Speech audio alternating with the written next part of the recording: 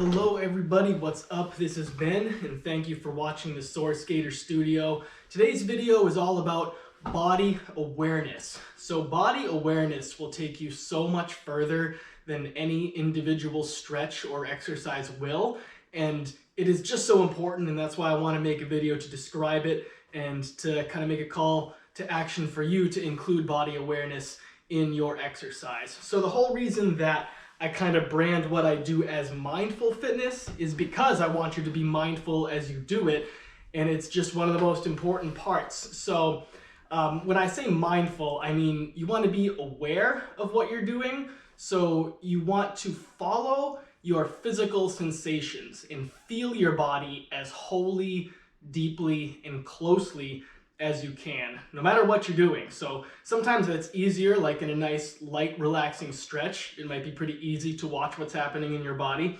versus in like a plank pose or some intense lunge and twist variation. It can be pretty difficult to stay mindful and aware of all the physical sensations in your body. But doing so is just so valuable. And as you develop better body awareness, you develop, first of all, the power to know what's good and bad for your body. So you develop the ability to do a stretch and feel that, oh, this stretch is awesome for me. Like it just feels so good. And maybe afterwards, 10 minutes later, it still feels good. And you know that that's something to include as a regular part of your routine. And then other stretches, you do them and you know it's just not the right stretch for you. And I mean, there's a stretch I'm thinking of, one of my favorite yoga teachers, Dean from Manflow Yoga. He does this particular leg stretch where like he lies on the ground and then he puts one foot out behind him and his knee is sideways like this. And I trust Dean because he's got awesome stuff, and I know that he knows what he's doing. So I trust that that stretch is great for some people. But when I get into it, my body just tells me, no, do not do this. It just does not feel safe for my knee or my hip. And I just know my body well enough and I'm in touch enough to know that about myself.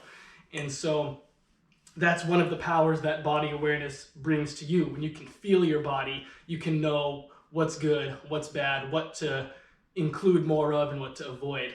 Another power that body awareness brings to you is you're able to improve your technique in the things that you're doing. So when you know how your body feels, you're able to tell what's going on and you're able to alter the positioning or the way you engage a certain muscle. Whereas if you're not paying any attention, you're just kind of going through the motions and you won't be able to do that. So just as one physical example of that you could even try right now if you'd like, you could try to feel the difference between just sitting in a kneeling lunge posture like this, right? So I've got, one foot in front of me, one knee on the ground, the other foot behind me.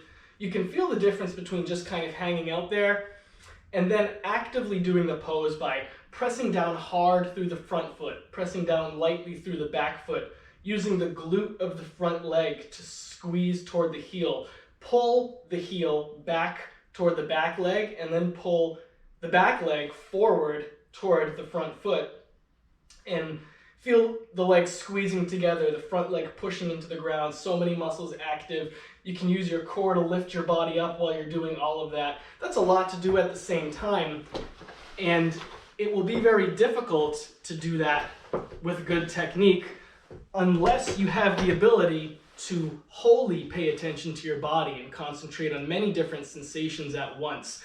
And that's going to be the case with a lot of the stuff that I show you, and it's okay if it's your first time doing an exercise and it feels really difficult to do everything I'm instructing you to do for that one exercise.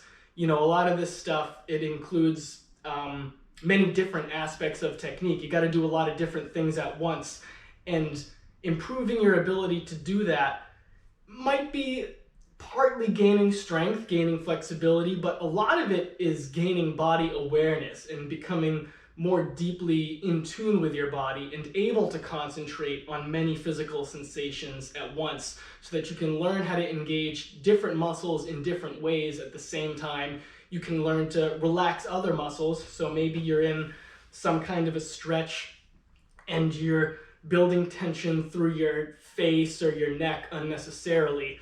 Learning to become aware of where tension is building and let that tension go, frees up energy in the body so that you can use that energy to concentrate on the technique of what you're actually doing. So body awareness can work in both those ways. In the lunge, I was showing you how body awareness can help you engage certain muscles and use them and strengthen better.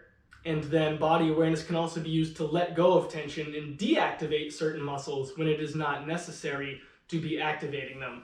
So that's a whole other power that body awareness will give you. And then if you practice body awareness in these mindful exercises, over time, that will transfer to your skateboarding ability, and you'll be able to bring body awareness to skateboarding.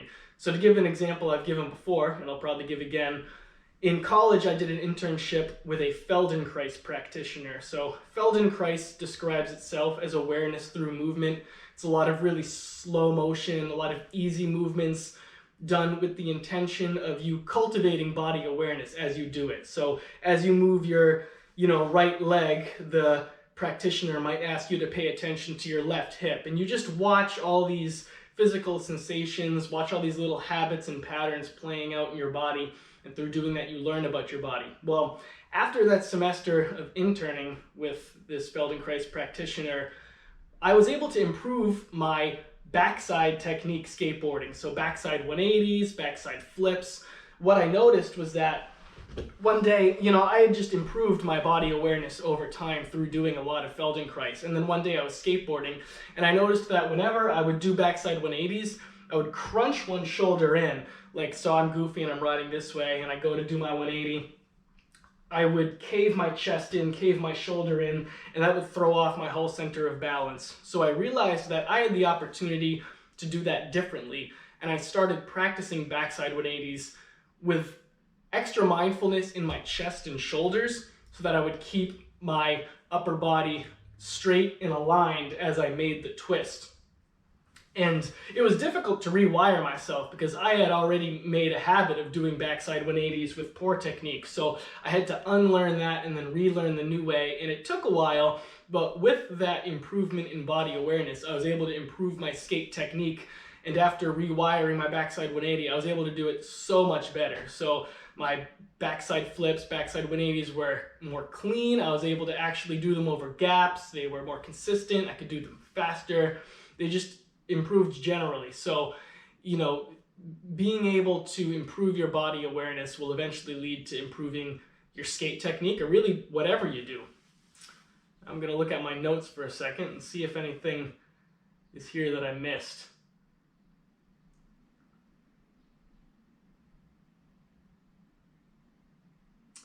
I think I pretty much got it all. So what I really want you to take away more than anything from this video is to just watch your body as you do my exercises or anybody else's exercises. No matter what you're doing physically with your body, pay attention to it. How do things feel?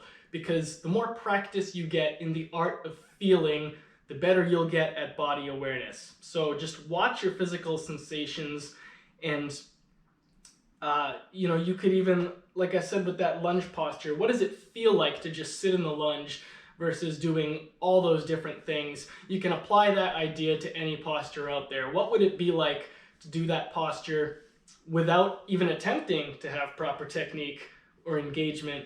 And then what does it feel like with the proper technique and engagement? That's kind of an experiment you can use. Obviously, you want to do that safely.